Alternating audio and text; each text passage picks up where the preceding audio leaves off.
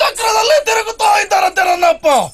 ತಿರುಗಿ ತಿರುಗಿ ಆಯಾಸವಾಗಿ ಒಂದು ಬಂಡೆಕಲ್ಲಿನ ಮೇಲೆ ಕುಳಿತರಂತೆ. ಆಯಾಸ ಪರಿಹಾರ ಮಾಡುವುದಕ್ಕೆ ಬೇಕಾಗಿ ಮೈಯೆಲ್ಲ ಬೆವರಿಕೊಂಡಿತ್ತು, ಮಣ್ಣೆಲ್ಲ ತುಂಬಿಕೊಂಡಿತ್ತು.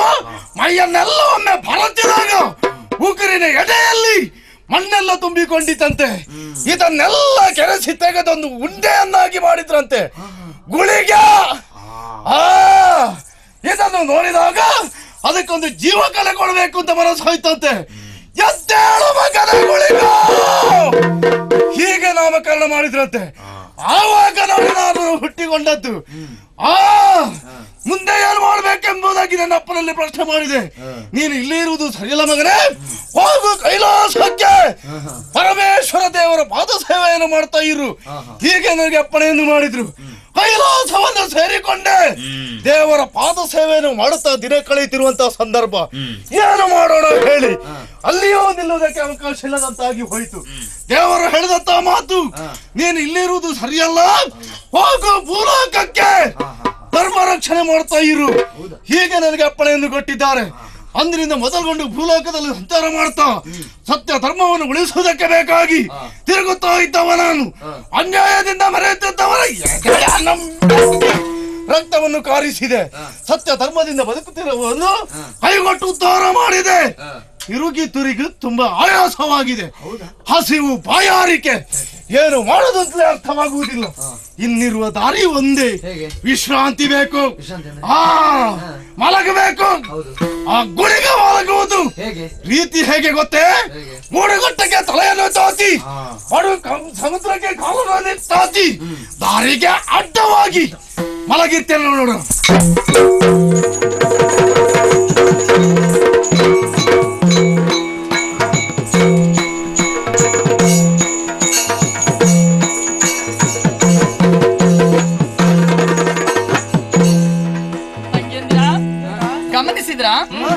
ಭೂಲೋಕಕ್ಕೆ ಬಂದು ಕೆಲವೆಡೆಯಲ್ಲಿ ಸುತ್ತಾಡಿದೆವು. ಆದ್ರೆ ಈ ಪಥವಾಗಿ ಬರುತ್ತಿರುವಾಗ ಧರ್ಮದ ತಳಹದಿಯನ್ನು ಸ್ಥಾಪಿಸುವುದಕ್ಕೆ ಅಂತ ಬಂದ್ರೆ ಏನೇ ದಾರಿಗಡ್ಡ ಇವರ ಯಾರು ನೋಡಿದ್ರ? ಸಮುದ್ರಕ್ಕೆ ಕಾಲು ಚಾಚಿ ಪರ್ವತಕ್ಕೆ ತಲೆಯನ್ನು ಕೊಟ್ಟು ಈ ದೀರ್ಘಕಾಯದವ ಮಲಗಿದ್ದಾನಲ್ಲ, ದಾರಿವನ್ನು ದಾಟಿ ಹೋಗೋಣವೇ? ಛೇ, ಧರ್ಮ ಸ್ಥಾಪನೆಗಾಗಿ ನಮ್ಮಪ್ಪ ನಮ್ಮನ್ನು ಕಳಿಸಿಕೊಟ್ಟಿರುವಾಗ ನಾವು ಆಚಾರದಿಂದ ಆದರ್ಶವನ್ನು ಪ್ರಪಂಚ ಮುಖಕ್ಕೆ ಬೋಧಿಸಬೇಕು. ದಾಟಿರುವಂತಾದ್ರೆ ನಾವೇ ಆಚಾರಕ್ಕೆ ವಿರುದ್ಧ ತಂದಾಗ ಆಗುದಿಲ್ವೇ? ಎಬ್ಬಿಸ್ಬೇಕಲ್ಲ, ಏನ್ ಮಾಡೋದು? ಮುಟ್ಟುವುದೇ ಸರಿಯಲ್ಲ. ಪರಪುರುಷರ ಸ್ಪರ್ಶವೂ ನಿಷಿದ್ಧ. ಹಾಗಾಗಿ ಅಪ್ಪ ಕೊಟ್ಟ ಆಯುಧ ಉಂಟಲ್ಲ, ಇದನ್ನಾಗಿ ತಟ್ಟಿ ಎಬ್ಬಿಸೋಣ. ಏನು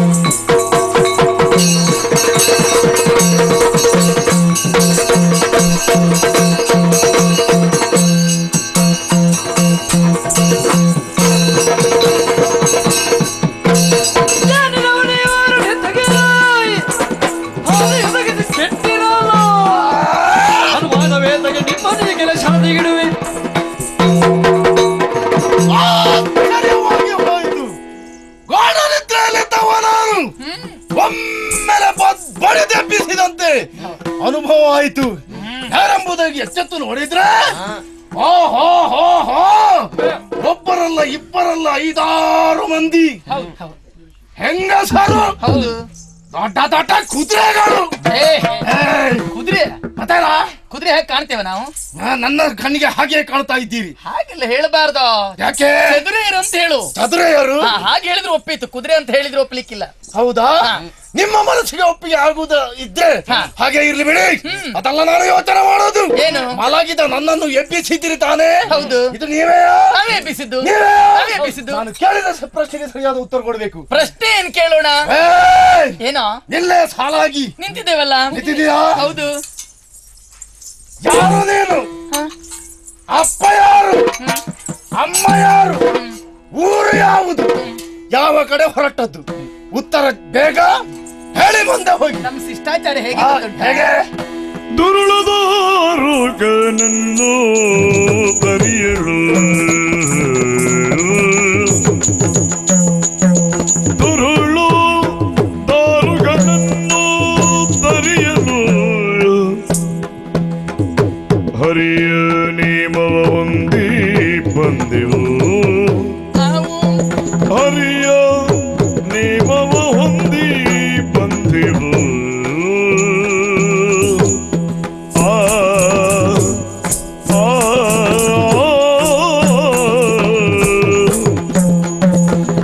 ಬರುವೆಯಾದೊಡೆ ರಕ್ತದೌದಣ ಪಡೆಯಬಹುದು ನೀ ಬರುವೆಯಾದರೆ ರಕ್ತದೌದಣ ಪಡೆಯಬಹುದು ನೀ ಬರುವೆಯಾದಡೆ ರಕ್ತದೌದಣ ಪಡೆಯಬಹುದು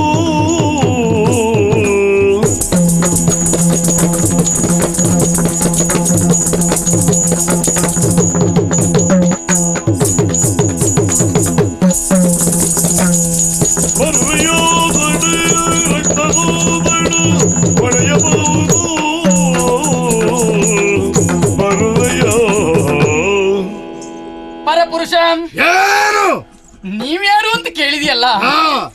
ನಾವೊಂದು ಶಿಷ್ಟಾಚಾರ ಇಟ್ಕೊಂಡಿದ್ದೇವಪ್ಪ. ಏನದು?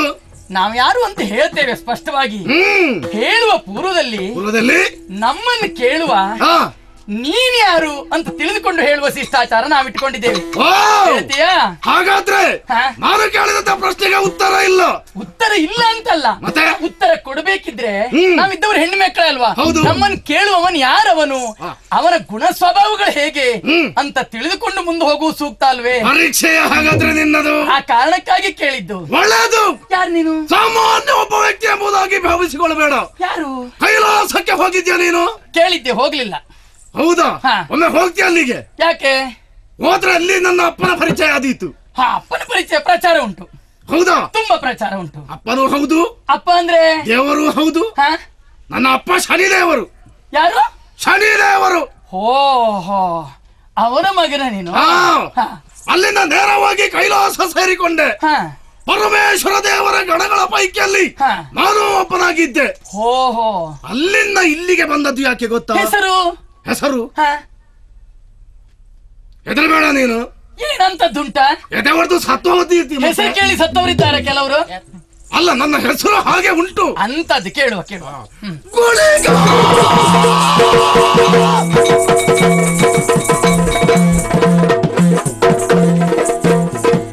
ಹೆಸರು ಹೊಸ ಹೆಸರು. ಹೌದು. ಎಂತದ್ದು? ಗುಳಿಗಾಸುರ. ಗುಳಿಗ. ಎಂತದ್ದು ಗೊತ್ತಿಲ್ಲ ನಿನಗೆ? ಏನು ಆವೇಶ ಆದಾಗೆ? ಆವೇಶ ಅದು ನನ್ನ ದೇವರ ಹೆಸರನ್ನು ಹೇಳಿದಾಗ ಒಮ್ಮೆಲೆ ನನ್ನ ಮೈ ಮೇಲೆ ಆವೇಶ ಆಗಿ ಹೋಗುದು. ಓಹೋ, ಹಾಗೆ ಅದು. ದೇವರೇ ನಾನೇ ದೇವರು ಅಂತ ಪರಕಾಯ ಪ್ರವೇಶ ಮಾಡಿ ಬಿಡುವುದು ಒಮ್ಮೊಮ್ಮೆ. ಅಂತ ಅನುಭವ ಒಮ್ಮೊಮ್ಮೆ ಆಗಿ ಹೋಗ್ತದೆ ನನಗೆ. ಹೌದಾ? ಹೌದಪ್ಪ. ಹಾಗಾದದ್ದು ಮತ್ತೇನಾಗದದ್ದಲ್ಲ. ಮತ್ತೇನಾಗ್ಲಿಲ್ಲ. ಆಗ್ಲಿ. ನಿನಗೇನು ಹೆದರಿಕೆ ಆಗ್ಲಿಲ್ಲಲ್ಲ? ಹೆದರಿಕೊಂಡದ್ದು ಹೌದು. ಆದ್ರೆ ನೀವು ಮೊದಲೇ ಹೇಳಿದ್ಯಲ್ಲ ಹೆದರ್ಕೊಳ್ಬೇಡಿ ಅಂತ. ಧೈರ್ಯ ಮೊದಲೇ ಹೇಳಿದ್ದೇನೆ. ಆ ಕಾರಣಕ್ಕಾಗಿ ಹೆದರಿಕೆ ಬಿಡಿ. ಅಲ್ಲ, ನೀನೇನು ಹೀಗೆ ಇಲ್ಲಿ ಬಂದು ಉದ್ದಕ್ಕೆ ಅಡ್ಡ ಬಿದ್ದದ್ದು? ಉದ್ದಕ್ಕೆ ಮಲಗಿದ್ದು ದಾರಿಗಡ್ಡ. ಯಾಕೆ ಗೊತ್ತಾ? ಗೊತ್ತಿಲ್ಲ. ಎಲ್ಲಾ ಕಡೆ ಸುತ್ತಾಡಿದೆ, ಧರ್ಮ ರಕ್ಷಣೆ ಮಾಡುತ್ತಾ ಮುಂದೆ ಸಾಗಿದೆ.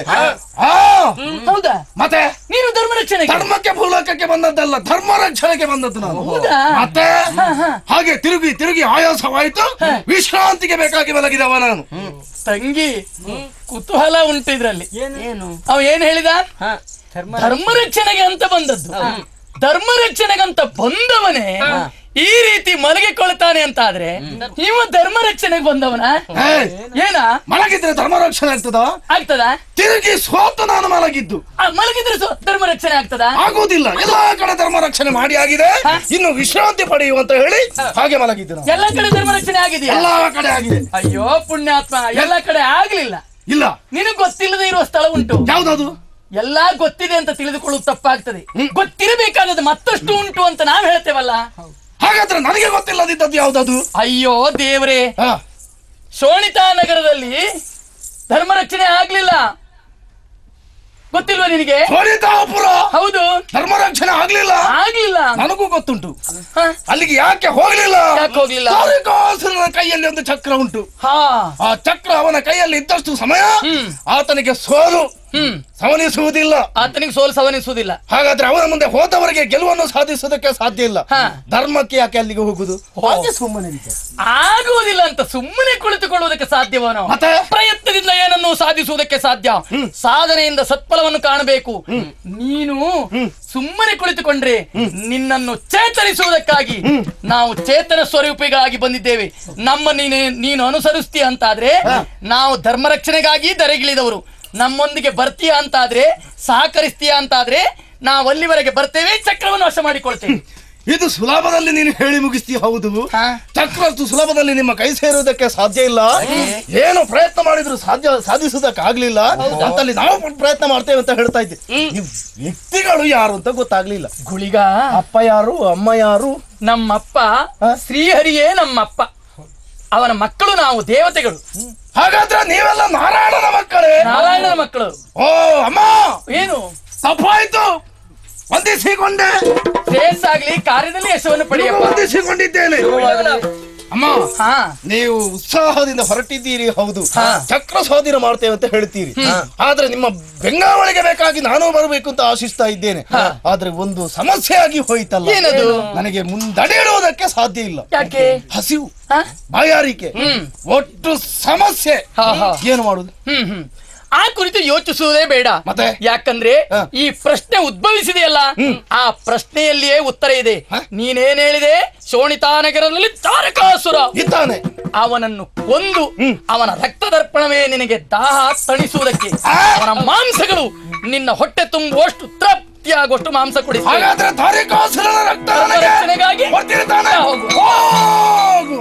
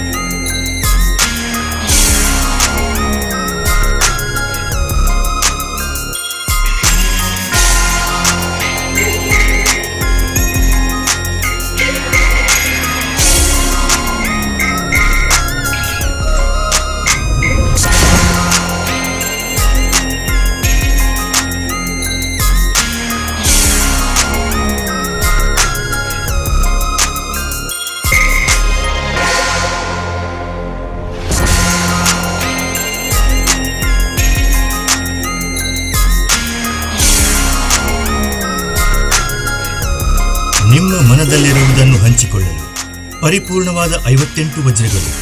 Bima gold, pure gold, Chittaranjan circle, Udupi. ಪ್ರಧಾನ ಕಚೇರಿ ಡಿಕೆನ್ಸನ್ ರಸ್ತೆ, ಬೆಂಗಳೂರು. ಶಾಖೆಗಳು ಜಯನಗರ, ಕೋರಮಂಗಲ ಮತ್ತು ರಾಜಾಜಿನಗರ. ವಿಭೂತಿಯ ತಲೆಯ ಜಟೆಯ ಕೊರಳು ಮಾಲೆ ರುದ್ರಾಕ್ಷಿಯ ತಲೆದಂಡ ಕಮಂಡಲ ಉಂಟ ಕವಿಯ ಬಟ್ಟೆ ತಳಗಿ ಮುದುಕಿ ವೇಷವ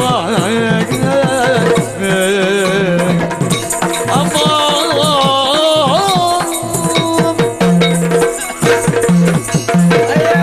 ದಾನ ಮಾಡಿ, ಧರ್ಮ ಮಾಡಿ, ಪುಣ್ಯ ಕಟ್ಟಿ.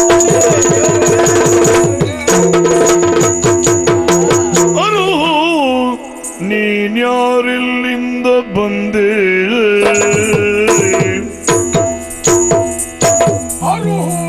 ನೀನ್ಯಾರೆಲ್ಲಿಂದ ಬಂದೆಯ ಪರಿಯದೆ ನೆನಲೋಗ ಅರುಹು. ಏನಮ್ಮ, ನಿನ್ನನ್ನ ಕಂಡಾಗ ಮಾತು ಬಂತು ನನಗೆ. ಏನಮ್ಮ ಎಂದು. ವಯೋವೃದ್ಧಳು, ನಿಲ್ಲುವುದಕ್ಕಾಗುವುದಿಲ್ಲ, ಕಡೆಗಡೆ ನಡುಗುತ್ತಾ ಇದ್ದಿ. ಏನಾದ್ರೂ ಕೊಡಿ ಭಿಕ್ಷೆ ಎಂಬ ಹಾಗೆ ಬೇಡುತ್ತಾ ಇದ್ದಿ. ಹೌದು, ನಾನು ಚಕ್ರದ ಪೂಜೆ ಮಾಡಬೇಕೆಂದು ಹೊರಟವ. ಅದಕ್ಕೆ ಮೊದಲು ಸ್ನಾನ ಮಾಡಬೇಕು. ನದಿಗೆ ಸ್ನಾನಕ್ಕೆಂದು ಹೊರಟಿದ್ದೇನೆ. ಹೊರಟ ದಾರಿಯಲ್ಲಿ ಸಿಕ್ಕಿದೆಯಲ್ಲ, ಬಂದಿಯಲ್ಲ ಈ ಕಡೆಗೆ. ನಿನ್ನನ್ನು ಕಂಡಾಗ ಕನಿಕರದ ಭಾವ ನನ್ನಲ್ಲಿ ಮೂಡ್ತಾ ಇದೆ. ಹೌದೇ ನಿರ್ಗತಿಗಳ ಹಾಗೆ ದಟ್ಟ ದರಿದ್ರಳ ಹಾಗೆ ತಿರುಗುತ್ತಾ ಇದೆಯಲ್ಲ. ಯಾರು ನೀನು? ನಿನ್ನ ಕಥೆ ಏನು? ಯಾಕೆ ಈ ಅವಸ್ಥೆ? ಸುರೇಂದ್ರಲಾಲಿತೈ ಹಿಂದೆ ನಿನ್ನಯ ತಾಯ ಬಲಿಂದ ಬಂದಾಗದು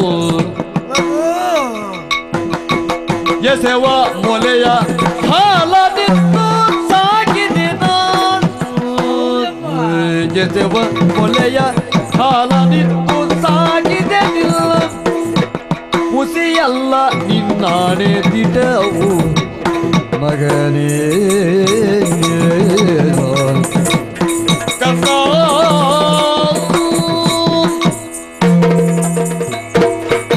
ಮಗ ಏನಮ್ಮ? ದಾರಿಗಾಸುರ ನನ್ನ ಹೆಸರು ಗೊತ್ತು. ಹೌದಪ್ಪ. ಹಾಗಾದ್ರೆ ನನ್ನನ್ನು ಕೇಳಿದ್ದಿ ಅಂತ ಆಯ್ತು. ಯಾರ್ಯಾರು ಅಲ್ಲ ಮಗ, ನೀನು ನನ್ನ ಮಗ. ಹೌದು ಮಗ. ತಮಾಷೆ ಮಾಡ್ತಾ ಇದ್ಯೋ ಹೇಗೆ? ಮಗ ನೀನು ಸಾಕು ಮಗ. ನಾನು ಹಿರಿಯವಳು ವಯೋವೃದ್ಧಿಯಾದ ಕಾರಣ ಏನಮ್ಮ ಎಂದು ಕರೆದಿದ್ದೇನೆ. ಹಾಗಾಗಿ ನೀನು ನನಗೆ ಮಗ ಅಂತ ಹೇಳ್ತಾ ಇದ್ಯೋ ಹೇಗೆ? ಅಲ್ಲಮ್ಮ ಅಲ್ಲ, ನೀನು ನನ್ನ ಮಗ.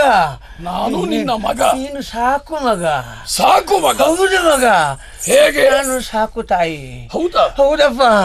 ಏನೋ ವಿಚಾರ? ಕೆಲಸ ಮಾಡಿ ಬರುವ ಸಂದರ್ಭ ದಾರಿ ಬದಿಯಲ್ಲಿ ಎಳೆ ಮಗುವಾದ ನೀನು ಅಳುತ್ತಾ ಇದ್ದೆ. ನಿನ್ನ ತಾಯಿ ಹೆಣವಾಗಿ ಹೋಗಿದ್ಲು.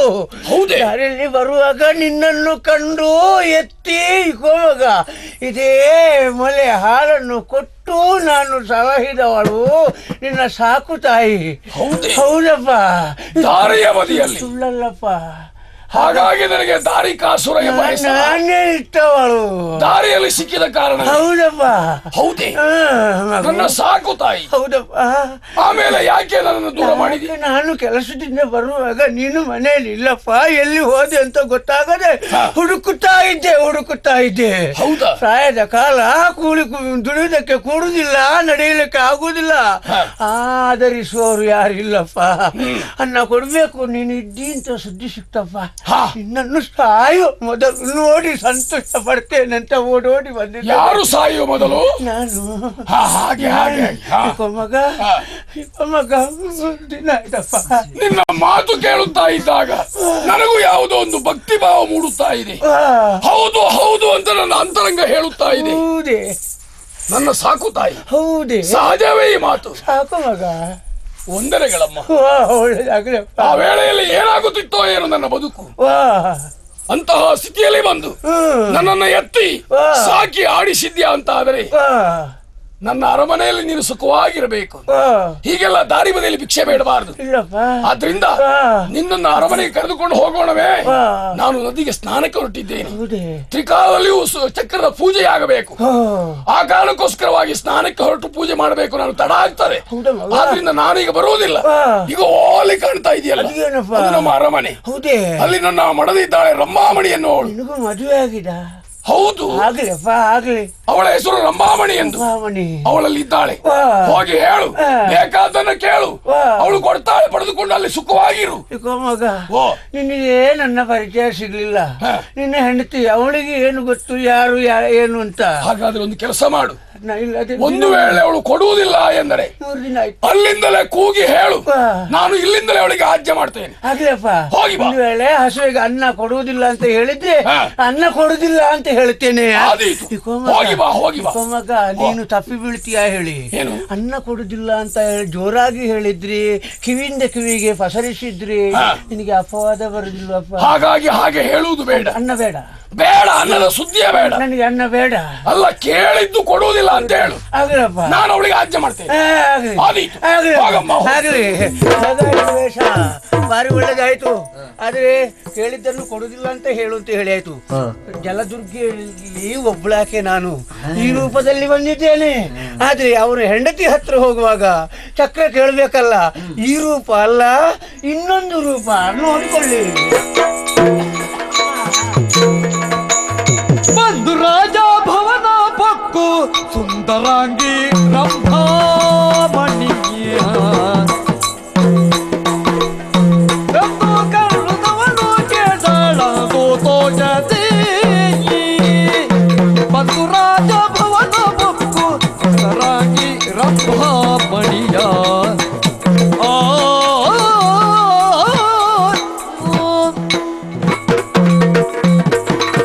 ಈಗ ಹೇಗಾಯ್ತು ಸ್ವಾಮಿ? ನೀವು ಆಶ್ಚರ್ಯ ಪಡಬೇಕಾದುದಿಲ್ಲ, ಕಣ್ಣು ಬಿಟ್ಟು ನೋಡಬೇಕಾದದ್ದಿಲ್ಲ. ಅವಳೇ ನಾನು ಸ್ವಲ್ಪ ಹೊತ್ತಿನ ಮೊದಲು ವೃದ್ಧೆಯಾಗಿ ಬಂದಿದ್ದೆ ಅಲ್ವೇ? ಈಗ ಈ ಹೊತ್ತಿಗೆ ಸುಂದರ ರೂಪವನ್ನು ಧರಿಸಿಕೊಂಡಿದ್ದೇನೆ, ಎಳೆಯ ಪ್ರಾಯದ ತರುಣಿಯಾಗಿದ್ದೇನೆ. ಯಾಕಾಗಿ? ಮಹಾರಾಣಿಯ ಬಳಿಗೆ ಹೋಗಬೇಕು ತಾನೆ. ಬಂದು ನಿಂತದ್ದೇ ರಾಜಭವನದ ಕಡೆಗಾಗಿ.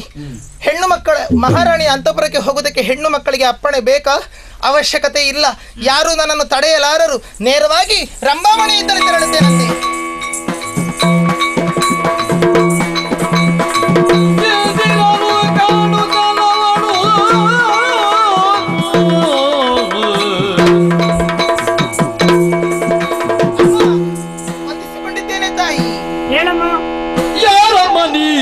ನೀನು ಅತ್ತರೆ ಅವನ ನಾರಿಯೇನೆಂಬುದನ್ನು ಯಾರೋ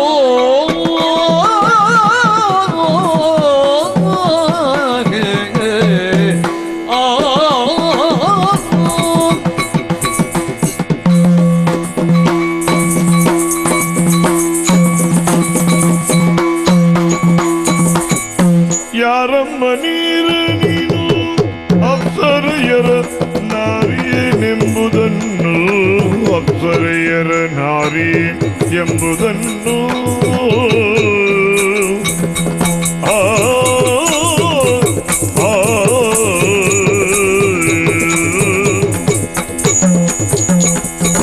ಯಾರು ನಿನ್ನನ್ನು ಪೆತ್ತ ಆರತಿಯುವನು, ಯಾರು ನಿನ್ನನ್ನು ಬೆತ್ತರಿಯಾರ ತಂದೆಯು ಬಂದ ಕಾರಣ ಅರುಗೆ ನೋಡು, ಅರುಗುಗೆ ನೋಡು.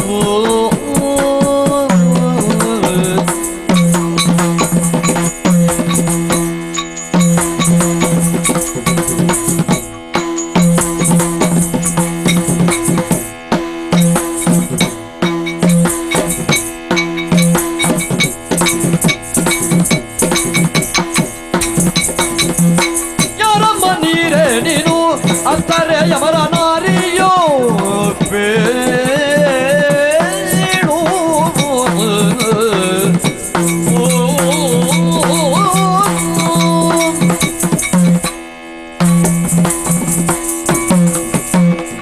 ವಂದಿಸಿಕೊಂಡೆ ತಾಯಿ. ಏನಮ್ಮ? ಏನು ಆಶ್ಚರ್ಯವಾಯಿತು. ಯಾಕೆ? ನನ್ನ ಕಣ್ಣುಗಳನ್ನೇ ನಂಬುವುದಕ್ಕೆ ಸಾಧ್ಯವಿಲ್ಲವಾಯಿತು. ಅದೇನು? ಕಾರಣವಿಷ್ಟೇ.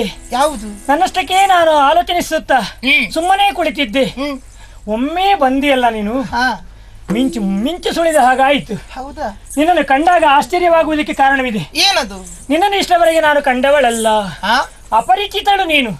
ಮಾತ್ರವಲ್ಲ, ನಿನ್ನನ್ನು ನೋಡುವಾಗ ಇಷ್ಟವರೆಗೆ ಇಂತಹ ರೂಪಾತಿಶಯದಿರುವಂತಹ ಹೆಣ್ಮಕ್ಳನ್ನ ನಾನು ನೋಡ್ಲಿಲ್ಲ. ಹೌದಾ? ನಿನ್ನನ್ನು ಕಂಡಾಗ ನನಗೆ ಅನಿಸುವುದು ಹೀಗೆ, ಹೇಗೆ? ನೀನು ಎಲ್ಲಿಯಾದ್ರೂ ದೇವಲೋಕದಿಂದಲೇ ಇಳಿದು ಬಂದಿಯೋ? ಅಯ್ಯೋ, ದೇವರು ಇಲ್ವೇ ಇಲ್ಲ. ಅಪ್ಸರಾಂಗನೆಯರನ್ನು ನಾಚಿಸುವಂತಹ ರೂಪಾತಿಶಯದಿಂದ ಕಾಣಿಸ್ತಾ ಇದ್ದೀಯ ನೀನು. ಅಪ್ಸರೆ ಕನ್ನಿಕೆ ನಾನಲ್ಲ. ಹಾಗಾದ್ರೆ ನೀನು ಯಾರು? ನಿನ್ನನ್ನು ಹಡೆದವರು ಯಾರು? ನಿನ್ನನ್ನು ಪಡೆದವರು ಯಾರು? ನಿನಗೆ ಮದುವೆ ಆಗಿದ್ರೆ ನಿನ್ನ ಗಂಡ ಯಾರು? ಯಾವ ಊರಿನವಳು? ಯಾಕಾಗಿ ಇಲ್ಲಿಗೆ ಬಂದಿದ್ದೀಯ? ನನ್ನನ್ನು ಕಾಣುವಂತಹ ಉದ್ದೇಶದಿಂದಲೇ ಬಂದಿದ್ದೀಯಾ ಅಥವಾ ಬೇರೆ ಎಲ್ಲಿಗಾದ್ರೂ ಹೋಗುವಳು ಇಲ್ಲಿಗೆ ಬಂದದ್ದೇ? ನೀವು ನನ್ನಲ್ಲಿ ವಿನೋದ ಮಾಡುವುದಾ ತಾಯಿ? ವಿನೋದ? ಸರಸವಾಡುವುದಾ? ಯಾಕೆ? ಈಗ ನನ್ನ ಪರಿಚಯ ಆಗ್ಲಿಲ್ಲ ನಿಮಗೆ? ಇಲ್ಲ, ಸತ್ಯವಾಗಲು ಖಂಡಿತವಾಗಿಯೂ. ಅಮ್ಮ ಜಾಣೆ ನೀನು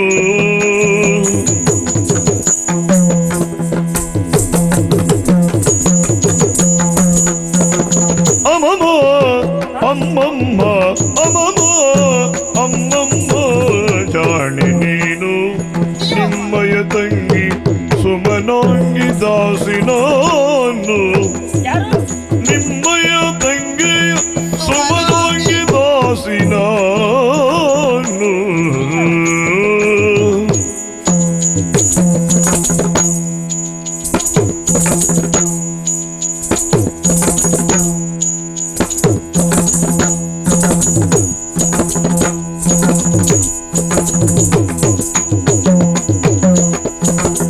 ನಿಮ್ಮ ರಮಣ ನಿನ್ನ ಕಳುಹಲಿಲ್ಲಿಗೆ ಬಂದು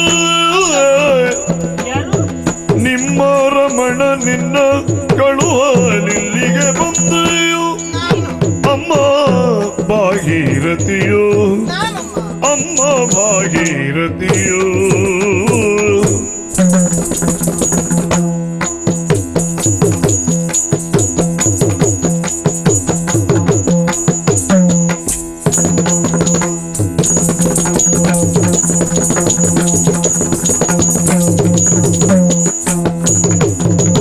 ನಿಮ್ಮ ರಮಣ ನಿನ್ನಗಳು ಹಾಲಿಲ್ಲಿ ಬಂದೆ ಅಮ್ಮ ಭಾಗೀರಥಿಯೋ ಅಮಮ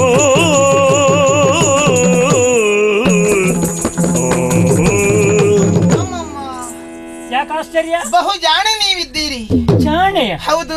ಹೀಗೆ ಹೇಳುವಲ್ಲಿ ಏನನ್ನೋ ನೀನು ಆಲೋಚಿಸುತ್ತಾ ಹೇಳುತ್ತಿದ್ದೆ ಎಂಬುದರಲ್ಲಿ ನಿಸ್ಸಂದೇಹ. ಆಲೋಚನೆ ಎಲ್ಲ ತಾಯಿ. ಮತ್ತೆ ನಾನು ಎಷ್ಟಾದ್ರೂ ಬಡವಳು, ನೀವು ಮಹಾರಾಣಿ ಇದ್ದೀರಿ. ಬಹುಶಃ ನನ್ನ ಪರಿಚಯ ಇದೆ ಎನ್ನುವ ಹಾಗೆ ಮೊದಲೇ ಸಲುಗೆಂದು ವ್ಯವಹರಿಸಿದ್ರೆ ನಿಮ್ಮ ಸ್ಥಾನಮಾನಕ್ಕೆ ಎಲ್ಲಿಯಾದ್ರೂ ತೊಡಕಾಗುತ್ತದೆ ಎನ್ನುವ ಕಾರಣಕ್ಕಾಗಿ ಬಹುಶಃ ಇದು ನಟನೆ ಮಾಡ್ತಾ ಇರಬೇಕು ನೀವು. ಖಂಡಿತ ಅಂತಹ ಜಾಯಮಾನದವಳೇ ನಾನಲ್ಲ. ಅಜಾಣತನ ಅಲ್ವಾ? 10 ವರ್ಷ ಮೊದಲು ನೋಡಿದ್ರು ಪರಿಚಯ ಮರೆಯುವುದಿಲ್ಲ, ವ್ಯಕ್ತಿಗಳನ್ನು ಮರೆಯುವವಳು ನಾನಲ್ಲ. ಸತ್ಯ ನಿಮ್ಮ ನನ್ನ ಪರಿಚಯ ಇಲ್ಲ, ನಿನ್ನನ್ನು ನೋಡ್ಲೇ ಇಲ್ಲ ನಾನು. ನೋಡಿದ್ದೀರಿ ನೀವು? ನಾನು ನೆನಪಿಸಿಕೊಡುತ್ತೇನೆ. ಯಾಕಂದ್ರೆ ಜೀವನದಲ್ಲಿ ಎಲ್ಲವನ್ನೂ ನೆನಪಿಟ್ಟುಕೊಳ್ಳುವುದಕ್ಕೆ ಆಗುದಿಲ್ಲಮ್ಮ. ಮರವು ಎಂಬುದು ಕೆಲವೊಮ್ಮೆ ಶಾಪವಾಗಿ ಪರಿಣಮಿಸುತ್ತದೆ.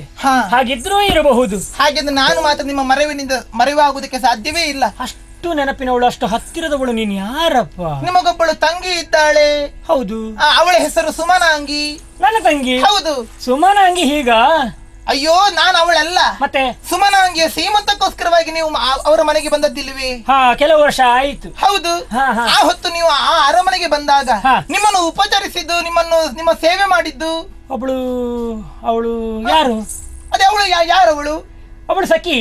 ಅವಳೇ ನಾನು ಅಂತ ತಿಳ್ಕೊಳ್ಳಿ. ಅವಳೇ ನಾನು ಅಂತ ತಿಳ್ಕೊಳ್ಳಿ ಅಂದ್ರೆ ಈಗ ನಿಮ್ಗೆ ನೆನಪಾಗುದಿಲ್ವಲ್ಲ, ಆ ಸಖಿ ನಾನೆಂತ ನೀವು ತಿಳ್ಕೊಳ್ಳಿ ಅಂತ ಹೇಳಿದ್ದು. ಅಂದ್ರೆ ಅಲ್ಲಿ ಸೇವೆ ಮಾಡಿದವಳು ನಾನೇ. ನಿಮಗೆ ಕೇಶಾಲಂಕಾರ ಮಾಡಿದ್ದು, ನಿಮಗೆ ಸೀರೆ ಉಡಿಸಿದ್ದು, ನಿಮಗೆ ಆಭರಣ ತೊಡಿಸಿದ್ದು ನಾ ಭಾಗೀರಥಿ ಅಮ್ಮ. ನೀನು ಭಾಗೀರಥಿ? ನಿಮ್ಮ ತಂಗಿ ದಾಸಿ ನಾನು.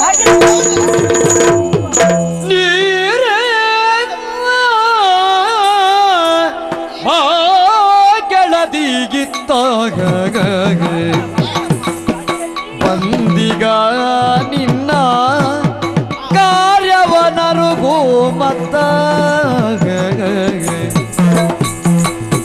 ಮೀರಿದ ಕೊಬಗಿನ ನೀರ ನಿನ್ನನು ಕಂಡು ಭೂರಿ ದೋಷವ ತಾಳಿದೆ.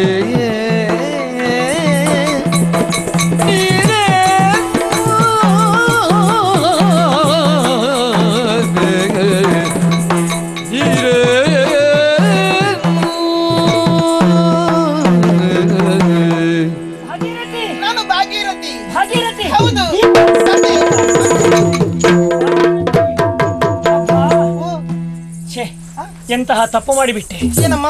ಅಲ್ಲ, ನೀನು ಹೇಳದೇ ಇದ್ರೆ ಎಂತಹ ಅಪರಾಧವಾಗ್ತಿತ್ತು. ಮತ್ತೆ ನನಗೆ ನೆನಪಿಗೆ ಬರಲಿಲ್ಲ. ಈಗ ನೆನಪಿಗೆ ಬಂತ? ನೀನೆಲ್ಲ ಬಿಡಿಸಿ ಹೇಳಿದಾಗ ಹೌದು ಹೌದು ಸುಮನಾಂಗಿಯ ದಾಸಿ ಭಾಗೀರಥಿ, ನೀನು ಸ್ವಲ್ಪ ಬದಲಾವಣೆ ಆಗಿದ್ದೀಯ ಅಂತ. ಕಾಲವೇ ಬದಲಾಗುತ್ತದೆ, ಮನುಷ್ಯರು ಬದಲಾಗದೆ. ಆ ಹೊತ್ತು ನೋಡುವಾಗ ನೀನು ಈ ರೀತಿಯಲ್ಲಿ ಈ ಸ್ಥಿತಿಯಲ್ಲಿ ಇರ್ಲಿಲ್ಲ. ತುಂಬಾ ಬದಲಾವಣೆಯನ್ನು ಕಾಣ್ತಾ ಇದ್ದೇನೆ. ಹೌದಾ? ಬದಲಾವಣೆ ಹೇಗೆ? ಅಂದಿಗಿಂತಲೂ ಬಹಳ ಚಂದ ಕಾಣ್ತಾ ಇದ್ದೀನಿ. ಹಾಗ ಒಳ್ಳೇದಾಯ್ತಮ್ಮ. ಸಖಿಯ ಅಂದ್ರೆ ಏನಂತೆ? ಏನು? ಮನಸ್ಥಿತಿಯನ್ನು ಅರ್ಥವಿಸಿಕೊಂಡು ವ್ಯವಹರಿಸುವಳು ಅಲ್ವೇ? ಹಾಗಾಗಿ ಅಂದು ನನಗೆ ಯಾವ ಬೇಸರವಾಗದಂತೆ ವ್ಯವಹರಿಸಿದವಳು ನೀನು. ನಿನ್ನನ್ನು ಮರೆಯುವುದಕ್ಕೆ ಸಾಧ್ಯ ಉಂಟೆ? ಆಮೇಲೆ ನೀವು ಅಲ್ಲಿಗೆ ಬರ್ಲಿಲ್ಲ, ನನ್ನನ್ನು ನೋಡ್ಲಿಲ್ಲ. ತಂಗಿ ಹೆತ್ತದ್ದು ಗಂಡ ಹೆಣ್ಣ? ಅವರು ಎರಡನ್ನು ಹೆತ್ತಿದ್ದಾರೆ. ಹೌದಾ? ಅವಳಿ ಮಕ್ಕಳಂತೆ. ಅಯ್ಯೋ ದೇವ್ರು, ಎಂತ ಹೋಗ್ಲೇ ಇಲ್ಲ ನಾನು. ಹೌದು. ಇನ್ನಾದ್ರೂ ಹೋಗ್ಬೇಕು. ಅದು ಬಂದು ಹೋಗದಿದ್ರೆ ಬಂಧುತ್ವ ಕೆಡುತ್ತದೆ, ಬಳಸದೇ ಇದ್ರೆ ಬಾವಿ ನೀರು ಕೆಡುತ್ತದೆ. ನೀವು ಹಾಗೆ ಮಾಡಿ ಬಿಟ್ರಲ್ಲ ತಾಯಿ. ನಿನ್ನ ಅನುಭವದ ಮುಂದೆ ನಾವೇನು ಅಲ್ಲ. ಒಳ್ಳೇದಾಯ್ತು, ನೀನು ಬಂದಿಲ್ಲ. ಬಂದದ್ದು ಬಹಳ ಸಂತೋಷ. ಹೇಗೂ ಬಂದಿದ್ದೀಯ. ನನ್ನನ್ನು ಕಾಣುವುದಕ್ಕಾಗಿ ಬಂದವಳೆ ನೀನು. ಹೌದು. 1 ತಿಂಗಳು ಅಲ್ಲ, 2 ತಿಂಗಳು ಅಲ್ಲ, 9 ತಿಂಗಳು 10 ವರ್ಷ ಇಲ್ಲಿ ಇರುವುದಕ್ಕಿಂತಲೂ ಈ ಬಾರಿ ಎಲ್ಲಿ ಹೋಗಬಾರ್ದು ನನ್ನಲ್ಲಿ. ಅಯ್ಯೋ, ನಾನು ಕಾರ್ಯಾರ್ಥಿಯಾಗಿ ಬಂದದ್ದು. ಕಾರ್ಯಾರ್ಥಿಯಾಗಿ ಹಿಡಿದ ಕೆಲಸವನ್ನು ಮಾಡಿ ಪೂರೈಸದೆ ವಿಶ್ರಾಂತಿಯನ್ನು ಪಡೆಯುವುದು ನಮ್ಮಂತ ಸಖಿಯರಿಗೆ ಭೂಷಣ ಅಲ್ವಲ್ಲ. ಕಾರ್ಯನಿಮಿತ್ತವಾಗಿ ಬಂದವಳೆ. ಹೌದು. ಏನು? ನಾ ದಾರಿಯಲ್ಲಿ ಬರ್ತಾ ಇದ್ದೆ, ಬರುವಾಗ ಮಹಾರಾಜರು ಕಾಣ ಸಿಕ್ಕಿದ್ರು. ಮಹಾರಾಜರು? ಹೌದು. ಅಂದ್ರೆ ನನ್ನ ಗಂಡ? ಹೌದು. ನಿನಗೆ? ಹೌದು. ಅವರಿಗೆ ಪರಿಚಯ ಸಿಕ್ಕಿತ ನಿನ್ನದು? ನೋಡಿ, ನಿಮಗೆ ಪರಿಚಯ ಆಗಿಲ್ಲ, ಅವರಿಗೆ ನನ್ನ ಪರಿಚಯ ಆಯ್ತು. ನೋಡಿದ್ರ? ಅವರು ದೂರದಲ್ಲಿ ನನ್ನ ನೋಡಿ ಹಾಗೆ ಕರ್ತದ್ದು ನಿಮ್ಮ ಗಂಡ. ಹೌದು. ಏನೇ ಅದು ಕಣ್ಸನ್ನೆ? ಸತ್ಯ ಹೌದಮ್ಮ. ಅಲ್ಲಮ್ಮ, ನನ್ನವರು. ನಾನು ಎಣಿಸಿದ್ದು ನನಗಲ್ಲ, ಬೇರೆ ಯಾರಿಗೂ ಅಂತ ನಾನು ಹಿಂದೆ ಮುಂದೆ ಎಲ್ಲ ನೋಡಿದ್ದು. ಅಲ್ಲ, ಅವರಿಗೆ ಅಂತ ದುರಭ್ಯಾಸ ಇಲ್ಲ. ಅಲ್ಲ, ದುರಭ್ಯಾಸ ಹೇಳಿದ್ದಲ್ಲ ನಾನು. ಅಲ್ಲಲ್ಲ, ನನಗೆ ಕರ್ದದ್ದಿರಬಹುದು, ಕಣ್ಸನೆ ಮಾಡುವವರಲ್ಲ ಅವರು. ಕಣ್ಸನ್ನೇ ಮಾಡಿದ್ದು ಕಣ್ಣಿನಿಂದಲೇ. ಹೌದು. ಹೇಗೆ? ಇಲ್ಲಿಗೆ ಬಾ ಅಂತ ಕರೆದದ್ದು. ಓ, ಅಪಾರ್ಥ ಕಲ್ಪಿಸಬಾರ್ದಾಗ. ನಾನು ನನಗಲ್ಲದ ಸುಮ್ಮನಿದ್ದೆ. ಏ ಭಾಗೀರಥಿ, ಅಯ್ಯೋ ದೇವ್ರೆ, ನನ್ನ ಹೆಸರಿಡೋದಕ್ಕೆ ಹೋಗಿದ್ರು ನೋಡಿ. ನಿಮಗೆ ಪರಿಚಯ ಆಗ್ಲಾ, ಅವರಾದ್ರೂ ನೆನಪಿಟ್ಟುಕೊಂಡಿದ್ದಾರೆ. ಹೌದಾ? ಆಗ್ಲಿ ಅಮ್ಮ, ಹೌದು. ಅವರಿಗಾದ ನೆನಪು ಸಿಕ್ತಲ್ಲ. ಅವರು ಕಳಿಸಿಕೊಟ್ಟದ್ದು ಯಾಕೆ? ಒಂದು ಕಾರಣ ಇದೆ. ಆ ದೇವನಿತ್ತಿದ್ದಾನಂತಲ್ಲ, ಒಂದು ಚಕ್ರವನ್ನು ದಿನನಿತ್ಯವೂ ಪೂಜಿಸುತ್ತಾ ಇದ್ದಾರಂತಲ್ಲ. ಇವತ್ತು ಅವರೆಂತದ್ದು ಹೊಳೆಯ ಕಡೆ ಹೋಗಿದ್ದಾರಂತೆ ಸ್ನಾನಕ್ಕೆ. ಇವತ್ತು ವಿಶೇಷ ಪೂಜೆ ಮಾಡ್ತಾರಂತೆ. ಆದ್ರಿಂದ ಗರ್ಭಗುಡಿ ಆ ದೇವಸ್ಥಾನ, ನಿಮ್ಮ ದೇವರ ಕೋಣೆಯಲ್ಲಿರುವಂತಹ ಆ ಚಕ್ರ ಇದೆಯಲ್ಲ, ಆ ಚಕ್ರವನ್ನು ಅಲ್ಲಿಗೆ ಕೊಂಡೊಯ್ಯಬೇಕಂತೆ. ಆ ಚಕ್ರವನ್ನು ನನ್ನಲ್ಲಿ ಕೊಡುವುದಕ್ಕೆ ಹೇಳಿದ್ದಾರೆ. ಕೊಡಿ ಕೊಡಿ ಕೊಡಿ ಕೊಡಿ ಕೊಡಿ ಕೊಡಿ ಕೊಡಿ ಕೊಡಿ. ಎಂತದು ತಿನ್ಲಿಕ್ಕೆ ಅದು? ಕೊಡಿ ಕೊಡಿ. ಚಕ್ರ ಕೊಡ್ಬೇಕಂದ್ರೆ ಪೂಜೆಗೆ ಹೊತ್ತಾಗ. ಅಧಿಕ ಪ್ರಸಂಗಿ ಸಲಿಗೆ ಕೊಟ್ರೆ ಏನು ಮಾತಾಡ್ತೀಯಲ್ಲೋ? ಏನಮ್ಮ? ಎಂತದ್ದು ಪೂಜಿಸುವಂತಹ ಚಕ್ರ ಅಂತ ಹೇಳಿದ್ರೆ ಎಂತ ಒಂದು ಆಲೋಚನೆ ಮಾಡಿದ್ಯಾ? ಆಟಿಕೆ ವಸ್ತು ಅಂತ ಆಲೋಚನೆ ಮಾಡಿದ್ಯಾ? ಅದನ್ನು ಪಡೆಯಬೇಕಾದ್ರೆ ನನ್ನವರ ಸಾಧನೆ ಸಿದ್ಧಿ ಅದೆಂತದ್ದು? ದೇವರೇ ಅಜನನ್ನು ಭಜನೆಯ ಮೂಲಕ ಮೆಚ್ಚಿಸಿ ಪಡೆದಂತಹ ಚಕ್ರಾಯುಧ ಅದು. ಅದನ್ನು ಕೊಡಿ ಕೊಡಿ. ಅವ್ರು ಹೇಳಿ ಯಾರ? ಮಹಾರಾಜರು ಹೇಳಿದ್ದು. ನೀನೊಮ್ಮೆ ಸುಮ್ಮನೆ ಯಾರು? ನನ್ನವರು ಹೇಳಲಿಕ್ಕಿಲ್ಲಪ್ಪ. ಈಗ ನೀವು ಕೊಡುದಿಲ್ವಾ? ನಿನಗೆ ಕೊಡುವುದು ಬಿಡು, ನಾನು ಅದನ್ನು ಮುಟ್ಟು ಹಾಗಿಲ್ಲ. ಗೊತ್ತುಂಟ ನಿನಗೆ? ಅದನ್ನು ಮುಟ್ಟುವಾಗಲೂ ಕೆಲವು ದಿನ ಅದರ ಸಮೀಪ ಸುಳಿಯೋ ಹಾಗಿಲ್ಲ. ಹೌದಾ? ಮತ್ತೆ ನೀವು ಕೊಡುದಿಲ್ವಾ? ಕೊಡುವುದಿಲ್ಲ. ಈಗ ನನ್ನ ಮೇಲೆ ವಿಶ್ವಾಸ ಇಲ್ಲಲ್ಲ ನಿಮಗೆ? ವಿಶ್ವಾಸ ಇಲ್ಲ ಅಂತಲ್ಲ, ನಾನು ಕೊಡ್ಲಿಕ್ಕೆ ಇಲ್ಲ, ನನ್ನ ತಲೆ ಹೋದಿತ್ತು. ಈಗ ಒಂದು ವೇಳೆ ನಿಮ್ಮ ಯಜಮಾನರೇ ಹೇಳಿದ್ರೆ ಕೊಡ್ತೀರಾ? ಯಜಮಾನ್ರು? ಹೌದು. ನಿನಗೆ ತಲೆ ಕೆಟ್ಟಿದ್ಯಾ? ಎಂತದ್ದು? ಯಜಮಾನರು ಹೋಗಿದ್ದಾರೆ ದೂರ, ನೀನು ಯಜಮಾನರನ್ನು ಕರೆದು ಹೇಳ್ತೇನೆ. ಅವರೇ ನೀವು ಹೇಳಿಸ್ತೇನೆ, ನಿಮ್ಮ ಕೈಯಿಂದಲೇ ಕೊಡೇನೋ ಹಾಗೆ ಅವರ ಬಾಯಿಂದ ಹೇಳಿ. ಅಷ್ಟು ವಿಶ್ವಾಸ ಇಲ್ಲದೆ ನಾನು ಬರುವವಳಲ್ಲ. ಹೌದಾ? ಮತ್ತೆ ಒಮ್ಮೆ ನೋಡುವ, ಕರೆದು ಹೇಳುತ್ತೆ. ನನ್ನವರ ಧ್ವನಿ ನನಗೆ ಗೊತ್ತಾಗ್ತದೆ. ಅವ್ರು ಹೇಳಿದ ಮೇಲೆ ಕೊಡುದಿಲ್ಲ ಅಂತ ಹೇಳಿಕ್ಕಿಲ್ಲ. ಅವರು ಹೇಳಿದ ಮೇಲೆ ಕೊಡ್ಲಿಕ್ಕಿಲ್ಲ ಅಂತ ಹೇಳಿಕ್ಕೆ ಉಂಟೇನೆ. ಈಗ ಹೇಳಿಸ್ತೇನೆ. ಆದೀತು. ಮಹಾರಾಜರೇ, ಮಹಾರಾಣಿಯವರು ನಾನು ಕೇಳಿದ್ದನ್ನು ಕೊಡುವುದಿಲ್ಲ. ರಂಭಾಮಣಿ, ನಾನೇ ಹೇಳಿದ್ದೇನೆ ಅವಳಿಗೆ ಬೇಕಾದ್ದು ಕೇಳು ಎಂದು. ಅವಳು ಕೇಳಿದ್ದನ್ನ ಕೊಟ್ಟು ಕಳುಹಿಸು. ಹೌದು, ಇದು ನನ್ನವರ ಧ್ವನಿ, ಸಂಶಯವೇ ಇಲ್ಲ. ಕೇಳಿದ್ದನ್ನು ಕೊಟ್ಟು ಬಿಡು. ಹೌದು, ಇವಳು ಕೇಳಿದ್ದಲ್ವಾ? ಹಾಗಾದ್ರೆ ಚಕ್ರವನ್ನು ಕೊಡಬೇಕಲ್ಲ. ಚಕ್ರ ಚಕ್ರ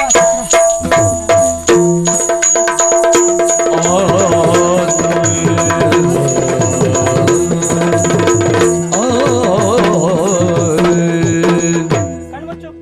ಯಾಕಮ್ಮ ಕಣ್ಣು ಮುಚ್ಚುವುದು? ಅಂದ್ರೆ ಹಾಗೆಲ್ಲ ದಿಟ್ಟಿಸಿ ನೋಡುವುದಕ್ಕೆ ಸಾಧ್ಯ ಇಲ್ಲ. ಅಷ್ಟು ವಿಶೇಷವಾದಂತಹ ಚಕ್ರ ಅದು. ಹೌದು, ಒಮ್ಮೆ ಕಣ್ಣು ಮುಚ್ಚು. ಕಣ್ಣು ಮುಚ್ಚಿದ್ರೆ ಕೊಡ್ತೀರಾ? ಕೊಡ್ತೇನೆ. ಹೌದಾ? ನೋಡಿದ್ಯಾ? ಕಣ್ಣು ಕುಕ್ಕುವ ರೀತಿಯಲ್ಲಿ ಇಲ್ವಾ ಪ್ರಕಾಶ? ಹೌದು. ಸಾಮಾನ್ಯವಾದ್ದು ಅಮ್ಮ, ಇದು ಆದಷ್ಟು ಬೇಗ. ನೀವು ಇನ್ನು ಚಿಂತೆ ಮಾಡಬೇಕಾದದ್ದಿಲ್ಲ. ಚಕ್ರ ನನ್ನ ಕೈಗೆ ಬಂತಲ್ಲ, ಇನ್ನು ಇದರ ಯೋಚನೆ ನೀವು ಬಿಡಿ. ಅಂದ್ರೆ ಇದು ಎಲ್ಲಿಗೆ ತಲುಪಬೇಕೋ ಅಲ್ಲಿಗೆ ನಾನು ಇದನ್ನು ತಲುಪಿಸ್ತೇನೆ. ಅಂದ್ರೆ ನನ್ನವರಿಗೆ ಮುಟ್ಟಿಸ್ತೀಯಾ? ನೀವು ಹಾಗೆ ತಿಳ್ಕೊಳ್ಳಿ ಅಮ್ಮ. ಆದಿತ್ತು. ಹೌದು. ಅಲ್ಲ, ಮುಟ್ಟಿಸಿ ಬೇಗ ಬಾ. ಆಯ್ತಾ? ಇದ್ದು ಹೋಗ್ಬೇಕು. ಹೋಗಿ ಬಾ.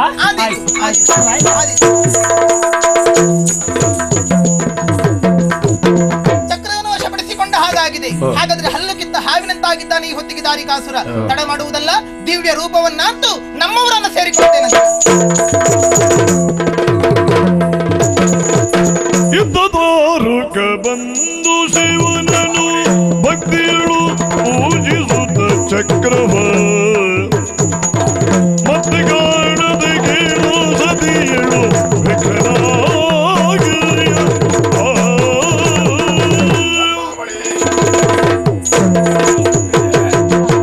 ನದಿಗೆ ಸ್ನಾನಕ್ಕೆ ಹೋದವ ಬರುವುದು ಸ್ವಲ್ಪ ತಡವಾಯಿತು. ಒಳ್ಳೇದಾಯ್ತು. ನಿತ್ಯದ ವೇಳೆ ತಪ್ಪಿತಲ್ಲ. ಅಲ್ಲ, ಗೊತ್ತಾಯ್ತಲ್ಲ, ತಡ ಆಗ್ತದೆ ಅಂತ ಗೊತ್ತಾಗಿ ನೀವೆಲ್ಲ ವ್ಯವಸ್ಥೆ ಮಾಡಿದ್ದೀರಿ. ಹೇಗೆ ಪೂಜೆ ಎಲ್ಲ ಸರಿ ಆಯ್ತಾ? ಪೂಜೆ? ಹೌದು, ಪೂಜೆ ಮಾಡ್ಬೇಕಷ್ಟೇ. ಪೂಜೆ ಮಾಡ್ಬೇಕಷ್ಟೇ. ಚಕ್ರ ಕೊಡುವ. ಇವರಿಗೆ ಏನಾಗಿದೆ? ಇವರಿಗೆ ಯಾವ ಚಕ್ರ? ನಾವು ನಿತ್ಯವೂ ಪೂಜೆ ಮಾಡುವ ಚಕ್ರ. ಶ್ರೀಚಕ್ರ? ಹೌದು. ಎಲ್ಲಿ? ನಲ್ಲಿ ಕೋಣೆಯಲ್ಲಿ ಇದೆಯಲ್ಲ. ಕೋಣೆಯಲ್ಲಿ? ದೇವರ ಕೋಣೆಯಲ್ಲಿ. ರಮಣ ನಿನ್ನಯ ಆಜ್ಞೆಯಂದದಿ ರಮಣಿ ಭಾಗೀರಥಿಯೊಳಿತೆನು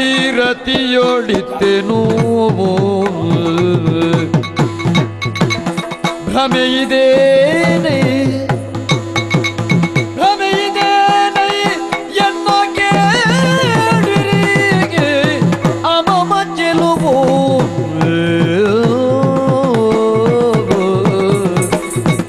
ರಮಣ.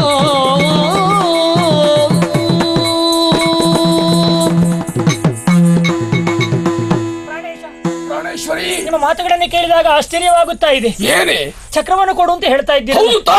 ಎಲ್ಲುಂಟು ಚಕ್ರ? ಪೂಜೆಯ ವೇಳೆ ಆಯ್ತು. ಅಯ್ಯೋ ಯಾಕೆ ಈ ರೀತಿ ಆಯ್ತು?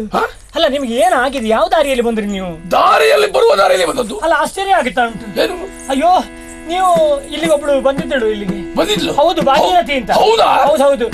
ಅವಳು ಹೇಳಿದ್ಲು ನಿಮಗೆ ಪೂಜೆಗೆ ಹೊತ್ತಾಯ್ತು, ಚಕ್ರವನ್ನು ಅಲ್ಲಿಗೆ ಮುಟ್ಟಿಸ್ಬೇಕು ಅಂತ ಹೇಳಿದ್ಳು. ನಾನ? ಹೌದು, ಹೊಳೆ ಬದಿಯಲ್ಲಿ ನೀವು ಕಾಣ್ಲಿಕ್ಕೆ ಸಿಕ್ಕಿದಂತೆ ಅವಳನ್ನು ಕರೆದ್ರಂತೆ. ಯಾರು? ಅವಳು ಚಂದದ ಹುಡುಗಿ ಭಾಗೀರಥಿ. ನಿನಗೆ ಮುದುಕಿಯರೆಲ್ಲ ಚಂದಾಗಿ ಕಾಣ್ತಾರ? ಮುದುಕಿಯ? ಹೌದು, ಬೆನ್ನು ಬಾಗಿದವರೆಲ್ಲ ಸುಂದರವಾಗಿ ಕಾಣ್ತಾರ. ನಿನಗೆ ಮುದುಕಿ ಅಲ್ಲ, ನನಗೆ ಸಿಕ್ಕಿದ್ದು ಮುದುಕಿ ದಾರಿ ಬದಿಯಲ್ಲಿ. ಅಲ್ಲ ನೀವು ಕೊಂಡು ಕೇಳಿದ್ದನ್ನು ಕೊಟ್ಟು ಬಿಡು ಅಂತ ಹೇಳಿದ್ರಲ್ಲ. ಹೌದು, ಅದೇ ಹೇಳಿದ್ದು ನಾನು ಅವಳಿಗೆ. ಮುದುಕಿಗೆ? ಹೌದು. ಚೇಚೆ ಇಲ್ಲಿ ಬರುವಾಗ ಸೌಂದರ್ಯವತಿ ಭಾಗೀರಥಿಯಾಗಿ ಬಂದಿದ್ದಾಳೆ ಇಲ್ಲಿ. ಹೌದು, ಕೇಳಿದ್ದಳು ನಿಮ್ಮ ಯಜಮಾನರು ಅಲ್ಲಿ ಪೂಜೆ ಮಾಡ್ತಾ ಇದ್ದಾರೆ, ಚಕ್ರವನ್ನು ಕೊಡ್ಬೇಕಂತೆ ಅಂತ. ನೀವು ಕರೆದು ಹೇಳಿದ್ರಲ್ಲ, ಹೇಳಿದ್ದು ಹೌದೇ, ಕೊಟ್ಟು ಬಿಡ ಅಂತ. ನಾನು ಚಕ್ರವನ್ನು ಕೊಟ್ಟೆ. ಹುಡುಗಿಯನ್ನು ನೀನು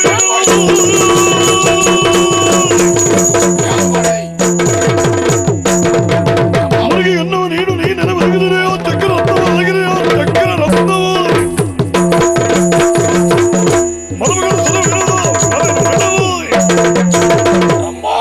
ಸ್ವಾಮಿ, ಎಷ್ಟು ಪ್ರಯತ್ನ ಮುಖೇನವಾಗಿ, ಎಂತಹ ಸಾಧನೆ ಮುಖೇನವಾಗಿ ಶ್ರೀಚಕ್ರವನ್ನು ಪಡೆದಿದ್ದೇನೆ.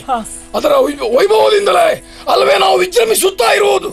ಈ ಶೋಣಿತಾವನಿಯ ಜನರೆಲ್ಲರೂ ಸುಖದ ಸೂರ್ಯೋದಯವನ್ನು ಕಂಡದ್ದು ಆ ಚಕ್ರದ ಪ್ರಭಾವದಿಂದ ಅಲ್ಲವೇ? ಅದನ್ನೇ ಕಳೆದುಕೊಂಡಿದ್ದೇನೆ. ಅದನ್ನ ಕೊಟ್ಟಿಯಲ್ಲ. ಬೇಕು ಅಂತ ಕೊಟ್ಟದ್ದಲ್ಲ, ನೀವು ಹೇಳಿ ಕಳುಹಿಸಿ ತಿಂದು ಕೊಟ್ಟಿದ್ದೇನೆ. ನನ್ನದು ಅಪರಾಧವಾದ್ರೆ ಮನ್ನಿಸಬೇಕು ಸ್ವಾಮಿ.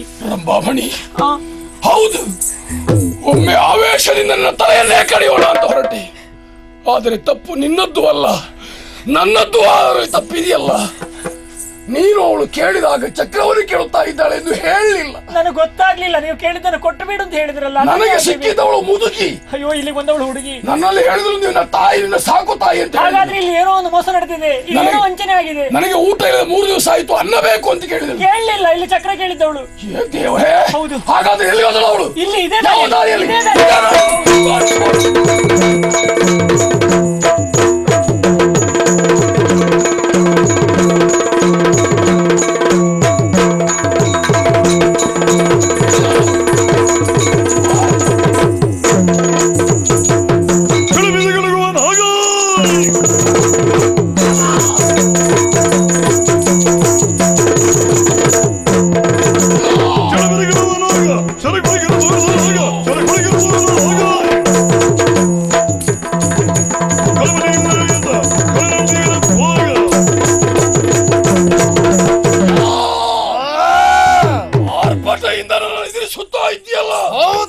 ನಾನು ಅರಸುತ್ತಾ ಇರುವುದು ಯಾರನ್ನವಲ್ಲಯ್ಯ. ಯಾರನ್ನು?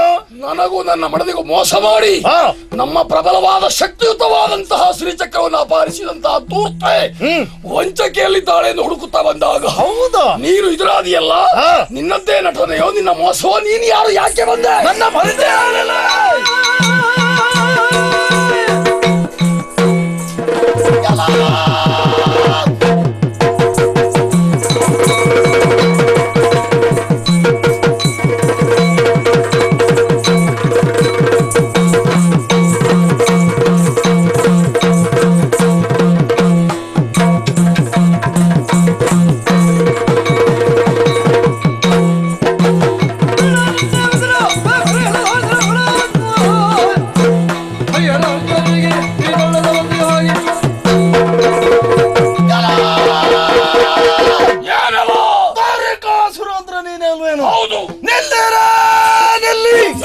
ಎಂಬುದಾಗಿ ಹೇಳಿಕೊಂಡು ಮುಂದೆ ಮುಂದೆ ಸಾಗುತ್ತಾ ಬಂದವ ನೀನು.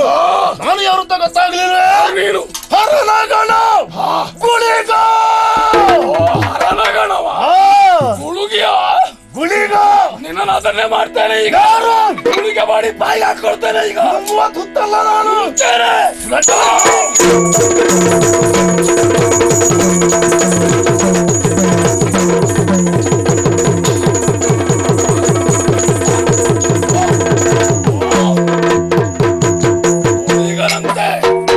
ಮಾತ್ರದಲ್ಲಿ ಸೋತು ಓಡುತ್ತಾ ಇದ್ದಾನೆ. ನನಗೆ ಬೇಕಾದ್ರು ಇವ ಅಲ್ಲ, ಅವಳೆಲ್ಲಿದ್ದಾಳೆ ನೋಡ್ತೇನೆ.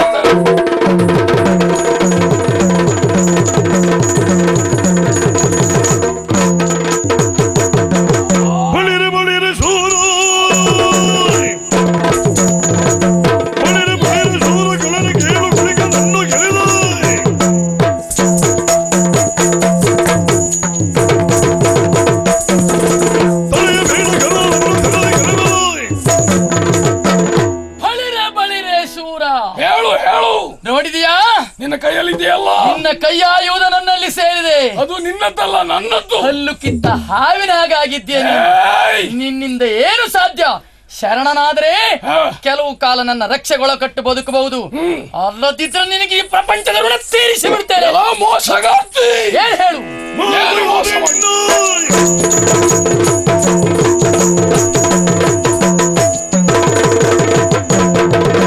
ಶರಿಯ ಪುತ್ರನನ್ನು ವರಸಿ ಒಲವ ಪಡೆದು ಸುರನ ಕೆಳಿದ ಹರಿಯ ನಿಲನಗೊಂದ ಹೆಣ್ಣು ಸುರದಿ ಬಲ್ಲಯ. ಮಾಯಗಾರ್ತಿ, ಮೋಸಗಾರ್ತಿ, ವೇಷಗಾರ್ತಿ, ಎಲ್ಲದೂ ಹೌದು. ಶಕ್ತಿಯ ಹನನಕ್ಕೆ ಅದೆಲ್ಲ ಮಾಡ್ಬೇಕಾಗ್ತದೆ. ಮುದುಕಿಯಾಗಿ ಬಂದಿಯಾ? ಹೌದು. ಇದೇ ಸ್ಥಾನ ನಿನ್ನ ಬಾಯಿಗೆ ಇಟ್ಟದ್ದು ಅಂತ ಹೇಳಿದೆಯಲ್ಲ, ಹೌದು. ಈಗ ಎಲ್ಲಿದೆ ಆ ಸ್ಥಾನ? ಸಂಕಲ್ಪ ಮಾತ್ರದಿಂದ ಏನನ್ನೂ ಸಾಧಿಸಬಲ್ಲಂತ ಸಾಮರ್ಥ್ಯ ಉಳ್ಳವಳು ನಾನು, ಗೊತ್ತಾ? ಪರ್ವತದ ಹಾಗೆ ನಿನ್ನ ಎದೆ ಮೇಲೆ ಇದ್ದಿತ್ತಲ್ಲ, ಹೌದಾ? ಕಾಣ್ತದೆ. ಹೋಗಿತ್ತಲ್ಲ. ಹೌದು. ನನ್ನ ಹೆಂಡತಿ ರಂಭಾಮಣಿ ಹತ್ರ ಹೋಗುವಾಗ ಸುಂದರಿಯಾದಿಯ, ಆಗ ಹಾಗೆ, ನಿನ್ನಲ್ಲಿ ಕಾಣುವಾಗ ಆಗ ಹಾಗೆ, ಈಗ ಹೇಗೆ? ರಂಭಾಮಣಿ ಹತ್ರ ಹೋಗುವಾಗ ರಂಬೆ ಹಾಗಾದಿಯಂತೆ. ಹೌದು. ಈಗ ನನ್ನ ಆಯುಧವನ್ನು ಹಿಡಿದುಕೊಂಡು ಹೌದು ಮೆರೆಯುತ್ತಾ ಇದ್ದೀಯಲ್ಲ, ತಿರುಗುಬಾಣ ಹೇಗೆ? ಹುಡುಗಿ, ಏನೋ ಬಹಳ ಒಳ್ಳೆಯದಾಯಿತು, ಸಂತೋಷವಾಯಿತು. ನೀನು ಮೋಸಗಾರ್ತಿ ಇರುವುದನ್ನು ತಿಳಿದು ನಿನ್ನ ಜಾಡನ್ನೇ ಅರಸುತ್ತಾ ಬಂದಿದ್ದೇನೆ. ಸಿಕ್ಕಿದೆಯಲ್ಲ, ಸಿಕ್ಕಿದ ಮೇಲೆ ತಪ್ಪುವುದಕ್ಕೆ ಸಾಧ್ಯವೇ ಸಾಧ್ಯ ಇಲ್ವಾ? ಮರ್ಯಾದೆ ಹೇಳ್ತೇನೆ. ಏನು? ನನ್ನ ವಸ್ತು ನನಗೆ ಕೊಡು. ಅದನ್ನ ಪಡೆಯಬೇಕಾದ್ರೆ ಬ್ರಹ್ಮದೇವನ ಕುರಿತಾಗಿ ಎಷ್ಟು ವರ್ಷ ತಪಸ್ಸು ಮಾಡಿದ್ದಾರೆ. ನನ್ನ ಸಾಧನೆ ನನ್ನ ಪ್ರಯತ್ನವೇ ಅದು. ಪ್ರಯತ್ನಕ್ಕೆ ಸಿಕ್ಕಿದ ಪ್ರಯೋಜನ ಅದು. ಪ್ರಯತ್ನಕ್ಕೆ ಫಲ ಕೊಡ್ತೇನೆ ಯಾವಾಗ? ಮಾಡಿದ ತಪ್ಪು ನಿನ್ನದು ತಪ್ಪು ಅಂತ ಒಪ್ಪಿಕೋ. ಇನ್ನಾದ್ರೂ ಸತ್ಯ ಧರ್ಮವಂತ ವ್ಯವಹರಿಸಿದೆಯಾ ಅಂತ ಆದ್ರೆ ಆವಾಗ ಬದುಕಬಹುದು, ಅಲ್ಲದ್ರೆ ನಿನ್ನ ನಾಶ ಮಾಡುವುದು. ದೇವತೆಗಳನ್ನೇ ಸೋಲಿಸಿದವ ಶ್ರೀಮನ್ನಾರಾಯಣ ಹೆದರಿ ಓಡಿದ್ದಾನೆ ಅಂತಾದ್ಮೇಲೆ ನೀನ್ ಯಾವ ಲೆಕ್ಕ? ಹೌದಾ? ಹುಡುಗಿ, ಚಕ್ರ ಮತ್ತೆ ನೀನು ಒಟ್ಟಿಗೆ ಬನ್ನಿ. ಬರುವುದಾ?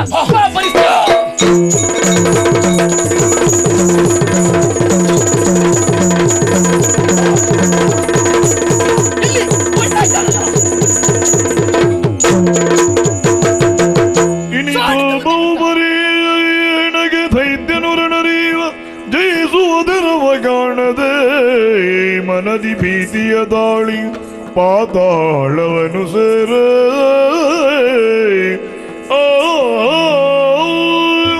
ಅಬ್ಬಬ್ಬಾ, ಸಾವಿರ ವರ್ಷ ಹೋರಾಟ ಮಾಡಿದ್ರೆ ಈ ದುರುಳನನ್ನು ಜಯಿಸುವುದಕ್ಕೆ ಸಾಧ್ಯ ಇಲ್ಲ. ಆತ ಯೋಚಿಸಿದ ತಂತ್ರ ಮೇಲೆ ಅಂತ ಇಲ್ಲಿಂದ ಪಲಾಯನ ಹೊಂದಿ ಪಾತಾಳವನ್ನು ಸೇರುತ್ತಿದ್ದಾರೆ. ಆತನನ್ನು ವಧೆ ಮಾಡುವುದೇ ಉದ್ದೇಶ. ಅದಕ್ಕಾಗಿ ಮತ್ತೊಂದು ರೂಪ.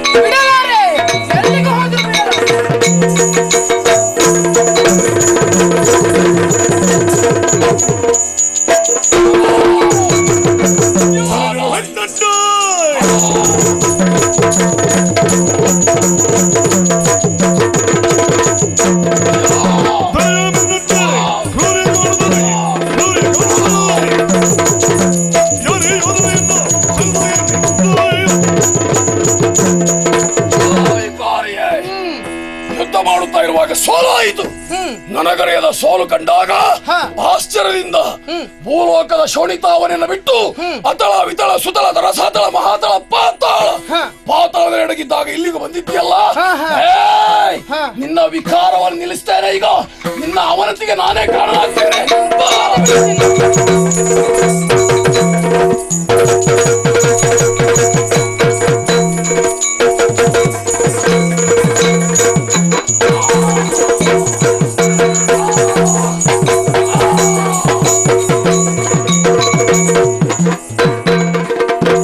ದೇವದೂದು ವಿಪಾರಿತು ತಲ ದೇವತತಿವು ಮಳ್ಳೆಯ ಕರೆಯೇ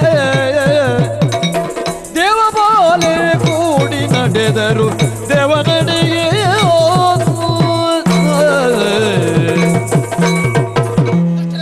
ದಾರಿಕಾಸುರನ ಹನನವಾದ ಹಾಗಾಯಿತು. ಅದು ಆ ಹೊತ್ತಿಗೆ ನಿನ್ನ ಭೀಕರವಂತಹ ರೂಪ ಹೋಗದೇ ಇದ್ದಾಗ ನಮ್ಮ ತಂದೆಯಂತಹ ಮಹಾವಿಷ್ಣುವೆ ತನ್ನ ಕಿರುಬೆರಳನ್ನು ಕತ್ತರಿಸಿ ರಕ್ತವನ್ನು ನಿನಗೆ ನೀಡಿದಾಗ ಮತ್ತೆ ಈ ದಿವ್ಯ ರೂಪ ಬಂದಿದೆ. ದೇವದುಂದುಬಿ ಬಾರಿಸುತ್ತಾ ಇದ್ದಾರೆ, ದೇವತೆಗಳೆಲ್ಲರೂ ಪುಷ್ಪವೃಷ್ಟಿಯನ್ನು ಸುರಿಸುತ್ತಾ ಇದ್ದಾರೆ, ಲೋಕ ಕಲ್ಯಾಣವಾದ ಹಾಗಾಯಿತು. ನಮ್ಮ ತಂದೆ ಮತ್ತೊಂದು ಮಾತನ್ನು ಹೇಳಿದ್ದಾರೆ ತಾನೆ, ನಮಗೆ ಅನುಕೂಲವಾದಂತಹ ನಮಗೆ ಹಿಡಿಸಿದಂತಹ